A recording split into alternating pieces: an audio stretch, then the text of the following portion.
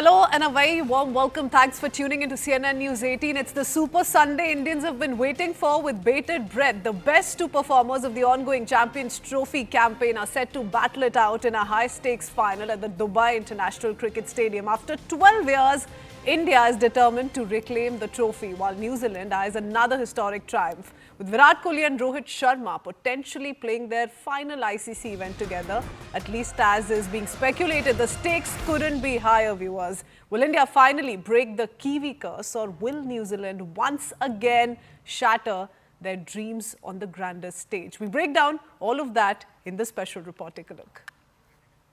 All right, we'll play out that report in just a bit. But yes, here's to the biggest finale that's set to take place between India and New Zealand. And the two teams, of course, have put up a splendid show so far. And what we do know is, of course, India remains undisputed through this campaign. As for New Zealand, they have previously lost to India, do remember. So India most certainly seeing that as an advantage. And what is being eyed by each and every Indian is the performance that will be put forth by the likes of Rohit Sharma, Virat Kohli. The middle order, which is also in splendid form, has been extending as much support to the top batting order. Not to forget the four spinners, everybody pinned their hopes on. More details in this report.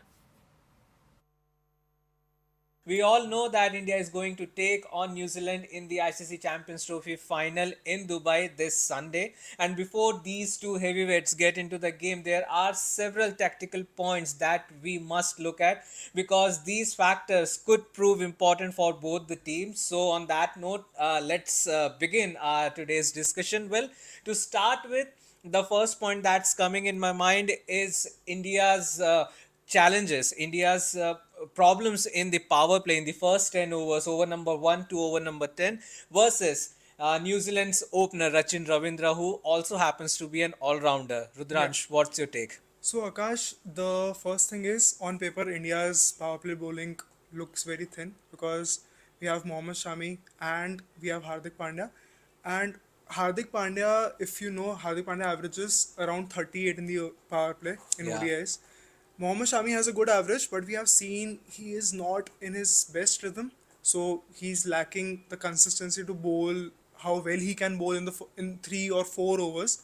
So despite the fact that he got the Cooper Connolly's wickets in the last match in Yeah. the semi-final, you could see just when Travis Head started to attack them, they both leaked a lot of boundaries. Exactly. And Rohit Sharma had to immediately turn to Kuldeep Yadav and Akshar Patel, then Varun Varun Chakravarti. Chakravarti, yeah.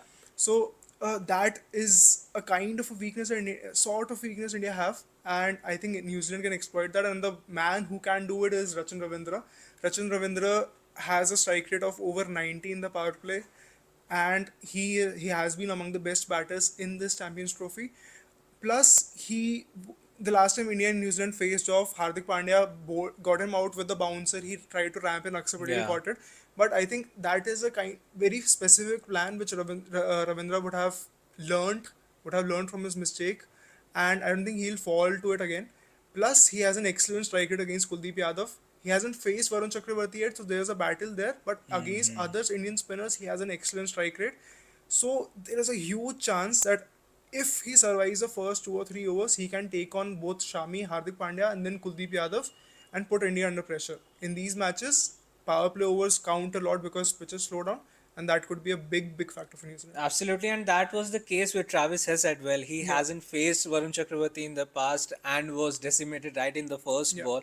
But now that the Kiwis have gotten a taste of this India spin attack, they might come well prepared. Now, on that note, you spoke about Varun Chakravarti, but to compete with him, there is New Zealand captain Mitchell Santner, the spinner leading from the front, one of the two spinners, I would say. But in comparison to that, India have fielded 4 in the past 2 games, and this would be the 3 game in a row if they field the same 11. How do you see this matchup, Varun Chakravarti versus Mitchell Santner, the captain? So Varun Chakravarti and Mitchell Santner are very interesting bowlers. Varun Chakravarti, you can judge him like Rashid Khan. He tries to bowl a lot of quick deliveries. He'll try to attack the stumps. Mitchell Santner is more of a traditional left-arm spinner. And in media, you will see that it's being pitted as a battle between Varun Chakravarti and Mitchell Santner, it isn't. Varun Chakravarti took 5 wickets in the first match, Yeah. first ODI he faced against New Zealand. While Mitchell Santner has bowled against India 23 times and he hasn't taken more than 2 wickets once. He That's has a quite interesting. he has a bowling average of 62 against India, which is the worst he has for any opponent in ODIs.